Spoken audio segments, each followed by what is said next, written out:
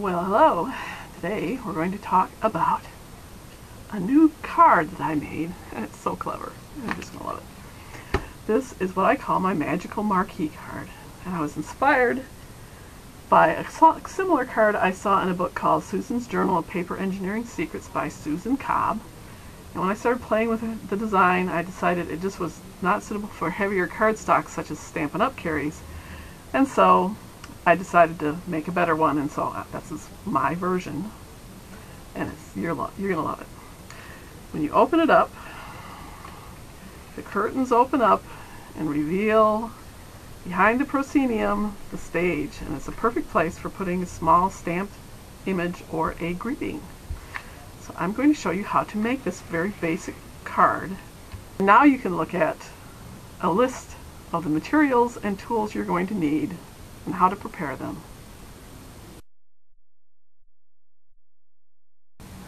The first thing that we're going to do is take our card base and we're going to score or fold it on the score lines that we've already put in place at 2 3/8 inches from each side.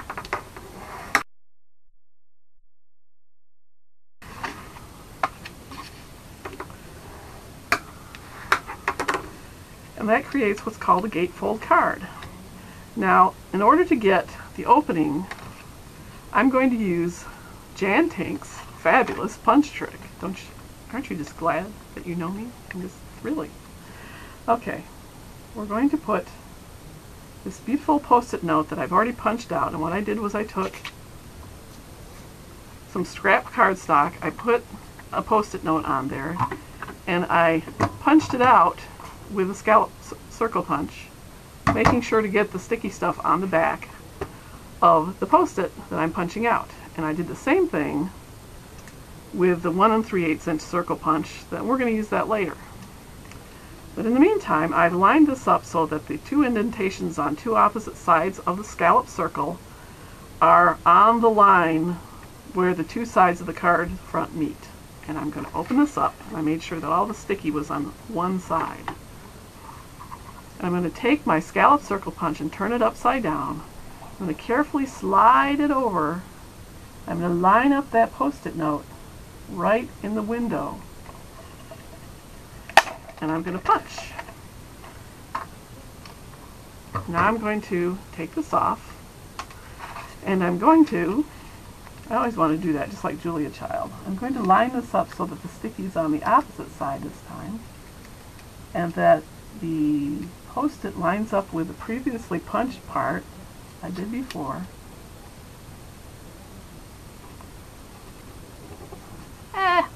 Okay. And this time the sticky is on the opposite side. And I'm going to do the same thing again. I'm going to slide this over, very carefully line it up so that it's exactly in the window where the post-it note is. And I'm going to punch again. And then look, and I'll put this inside so you can really see how wonderful that is. It looks perfect, doesn't it? Perfect! I'm all about perfect. Okay. Now, we're going to do that again, but this time we're going to use our proscenium piece. And what I'm going to do is I'm going to line up my card front so that it is centered on my mat between two lines. So there's 1/8 of an inch hanging out here, 1/8 of an inch score line hanging out here. So when I put my proscenium in, I just need to line it up with these two marks. And it's right in the center. I'm going to take my post-it note and I'm going to center it in the middle of my scallop punch. And then I can take this out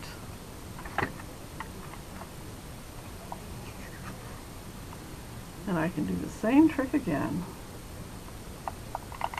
Very carefully punch, and I have a hole right in the center of my proscenium piece. Isn't that slick? It's just wonderful and amazing. Alright, now that we have those two pieces done, we can create the curtains. And what we did was we have a 2 inch by 3 1/4 inch piece of cardstock that's scored at 1/2 inch up from one side. And I'm going to take my 1 3/8 square punch, and I'm going to line it up so that the top corner and the bottom corner go from corner to corner on the punch. And that creates my square or half diamond opening. Now, what I need to do is put on some sticky strip. And so I'm going to put some on.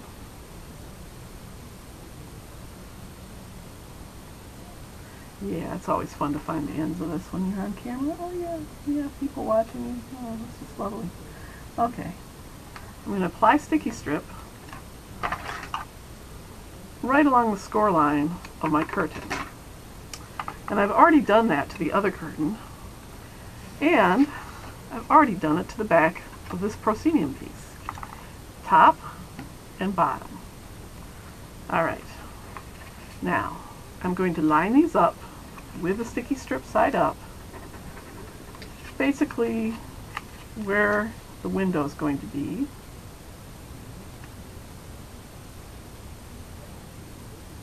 And you just have to pretty much put them there. You don't have to line them up precisely just yet. I'm going to line my card right back up where I had it before. And then I'm taking off my sticky strip liner from my proscenium. And I'm going to center it again the way I did before when I punched it.